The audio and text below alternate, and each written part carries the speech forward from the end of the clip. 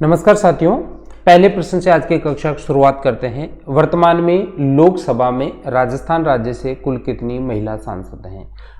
तो ऑप्शन आपके पास तीन है, चार ऑप्शन हैं। 3 महिलाएं हैं, 4 महिलाएं हैं, 5 हैं या 6 हैं। तो साथियों इसका सही आंसर जो होगा वो आपका 3 महिलाएं हैं। लोकसभा में कुल 25 सीटें राजस्थान के लिए आरक्षित हैं। उन 25 सीटों में 3 महिलाएं हैं, एक दौसा से हैं, एक राजसमंद से हैं, एक भरतपुर से हैं। श्रीमती दिया कुमारी हैं राजसमंद से, श्रीमती रंजिता कोहली हैं भरतपुर से और श्रीमती जसकौर जो है सुश्री दिया कुमारी हैं, ये आपको ध्यान रखना है। श्रीमती जसकौर मीणा जो है वो दौसा से हैं। इस प्रकार ये 3 महिला सांसद हैं जो लोकसभा में राजस्थान राज्य का प्रतिनिधित्व कर रहे हैं। दूसरे प्रश्न की तरफ चलते हैं। बहुत महत्वपूर्ण प्रश्न है। भारत के उपराष्ट्रपति बने हैं जगदीप धनखड़ जी, और राजस्थान के कौन से जिले से इनका संबंध रहा है वो आपको बताना है। प्रश्न है, जगदीप धनखड़ का संबंध राजस्थान के किस जिले से है? जयपुर, जोधपुर, सीकर और झुंझुनू आपके पास उपलब्ध है, ऑप्शन है। यहाँ पे आपको बताना है साथियों कि ये जो जगदीप जी धनखड़ हमारे उपराष्ट्रपति हैं वो झुंझुनू डिस्ट्रिक्ट से संबंध रखते हैं। और इनके बारे में जो महत्वपूर्ण प्रश्न और बन सकते हैं, राष्ट्रपति के बारे में राजस्थान की परीक्षाओं में आगामी जो भी परीक्षाएं हैं वो राष्ट्रपति के बारे में ना पूछ के उपराष्ट्रपति के बारे में, जगदीप धनखड़ जी के बारे में प्रश्न पूछे जाने की ज़्यादा संभावना है। तो आपको जगदीप धनखड़ जी के बारे में जो एक्स्ट्रा फैक्ट आपको याद रखने हैं वो ये याद रखना है कि ये भारत के 14वें उपराष्ट्रपति हैं। पराजित किया है इन्होंने जो है विपक्ष के उम्मीदवार हैं मार्गरेट अल्वा, और इनको 346 वोट से इनको पराजित किया है। जगदीप धनखड़ का जो जन्म है वो आपके झुंझुनू में हुआ है। डेट्स आपको याद रखनी नहीं है, लेकिन ये जरूर ध्यान रखना है कि जगदीप धनखड़ जी जब उपराष्ट्रपति निर्वाचित हुए उससे ठीक पहले कौन से राज्य के राज्यपाल थे, ये आपको ध्यान रखना है। पश्चिमी बंगाल को रट लेना, बहुत महत्वपूर्ण प्रश्न ये बनता है। इसके बाद में आपको ये ध्यान रखना है, राजस्थान में अब तक 2 ही उपराष्ट्रपति बने हैं, एक भैरव सिंह जी शेखावत थे और दूसरे आपके जगदीप जी धनखड़ हैं। ये आपका प्रश्न नंबर 2 कंप्लीट होता है।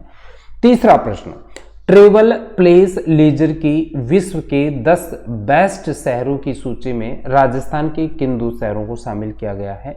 तो आपको ये ध्यान रखना है, एक है आपको जयपुर और एक आपको उदयपुर। ये 2 शहर जो हैं उनको शामिल किया गया है। आपको ये भी ध्यान रखना है कि जयपुर को 8वां स्थान पे और उदयपुर को 10वें स्थान पे 10 बेस्ट जो सिटीज हैं उनमें शामिल किया गया है।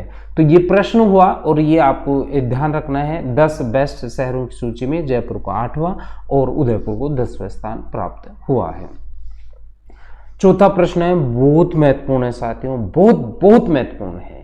हाल ही में खेल के क्षेत्र में महाराणा प्रताप और गुरु वशिष्ठ पुरस्कार के विजेताओं की पुरस्कार राशि को 1 लाख रुपए से बढ़ाकर कितना कर दिया है?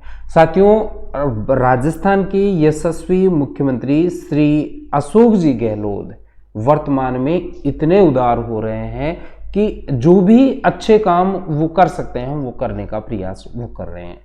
खेल और खिलाड़ियों को आगे बढ़ाने के लिए बहुत अच्छे प्रयास उनके द्वारा किए जा रहे हैं। ओलंपिक, एशियन और कॉमनवेल्थ में जो खिलाड़ियों को मेडल मिलते हैं, गोल्ड मेडल, सिल्वर और रजत जो है, उनके लिए भी राशि उन्होंने बढ़ा दी है। यहाँ पे महाराणा प्रताप पुरस्कार और गुरु वशिष्ठ पुरस्कार की जो राशि थी वो 1 लाख से बढ़ाकर कितनी कर दी गई है, ये प्रश्न में पूछा गया है। वो आपको ध्यान रखना है, 5 लाख रुपए आपको उत्तर बताना है।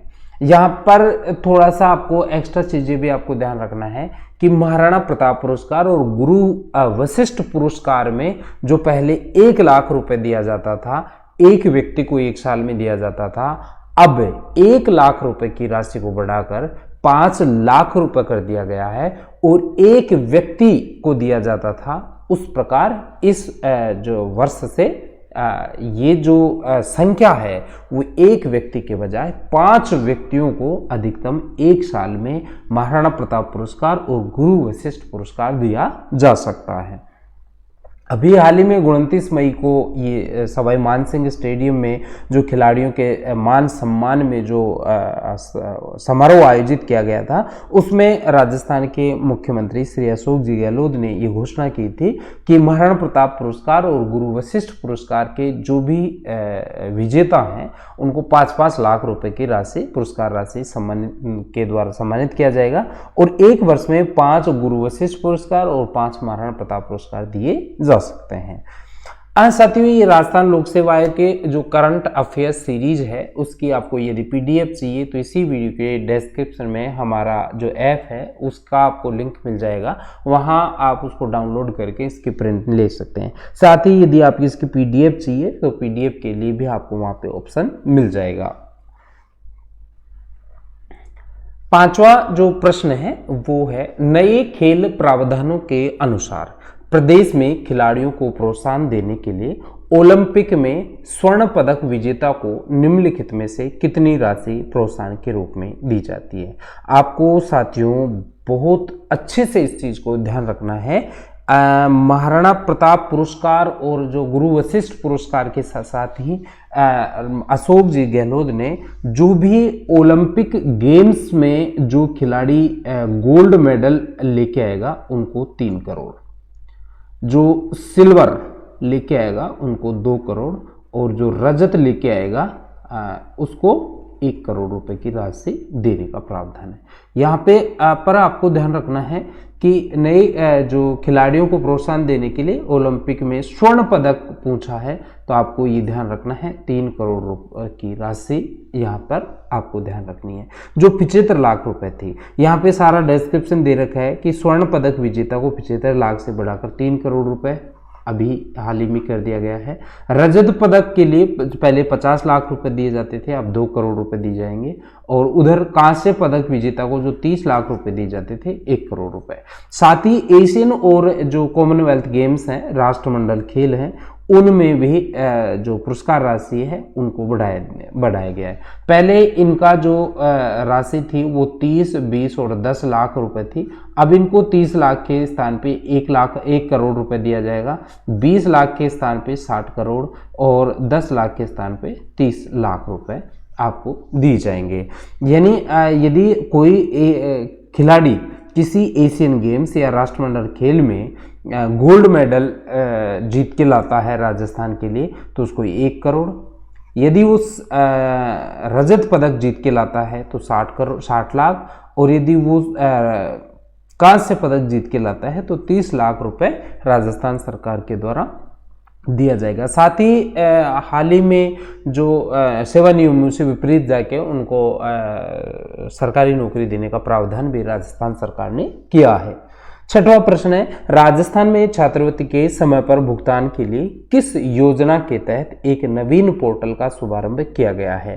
तो आपको ध्यान रखना है ये जो भी सोशल फ्लैगशिप योजनाएं हैं, राजस्थान की जो भी फ्लैगशिप योजनाएं हैं जिनसे ज़्यादातर जनता का अटैचमेंट होता है, उससे संबंधित प्रश्न परीक्षा में बहुत ज़्यादा पूछे जाते हैं, क्योंकि स्टेट गवर्नमेंट्स का स्पष्ट निर्देश होते हैं। जो भी जो रिक्रूटमेंट एजेंसी होती हैं उनको ये बता के रखा जाता है कि सोशल जो सर्विस की जितनी भी योजनाएं हैं उनके बारे में प्रश्न पूछे जाने चाहिए। तो यहाँ पर जो है आपको प्रश्न का आंसर देना है कि राजस्थान में छात्रवृत्ति के समय पर भुगतान के लिए किस योजना के तहत एक नवीन पोर्टल का शुभारंभ किया गया है। तो आपको ये ध्यान रखना है, उत्तर मैट्रिक छात्रवृत्ति योजना जो है उसके बारे में ये शुभारंभ किया गया है।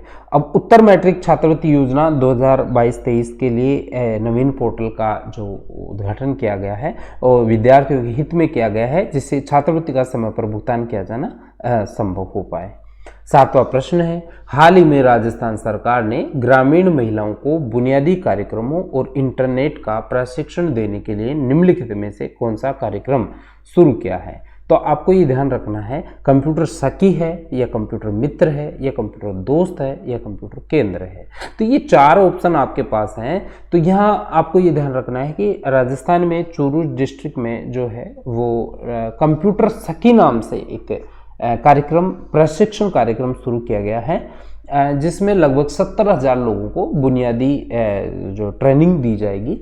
और इसमें ग्रामीण महिलाओं को शिक्षित करने के लिए चूरू जिला प्रशासन ने यह कार्यक्रम शुरू किया है। तो कंप्यूटर सखी जो है वो आपको अच्छे से ध्यान रखना है। 8वां प्रश्न है, निम्न में से कौन स्काई डाइविंग के लिए यूनाइटेड स्टेट्स पैराशूट एसोसिएशन से लाइसेंस प्राप्त करने वाली राजस्थान की पहली महिला बनी है? आप जब स्कूल लेक्चर का जो वो देखेंगे, सिलेबस देखेंगे, उसमें आपको लिखा हुआ मिलेगा समसामयिक घटनाक्रम राजस्थान के संदर्भ में राष्ट्र और अंतर्राष्ट्रीय परिप्रेक्ष्य में। तो आपको ये ध्यान रखना है कि यदि कोई व्यक्तित्व यदि राजस्थान का है और राष्ट्र स्तर पे या अंतर्राष्ट्रीय स्तर पर कोई ख्याति उपलब्धि हासिल कर रहा है, तो वो प्रश्न को पूछे जाने की ज़्यादा संभावना रहती है।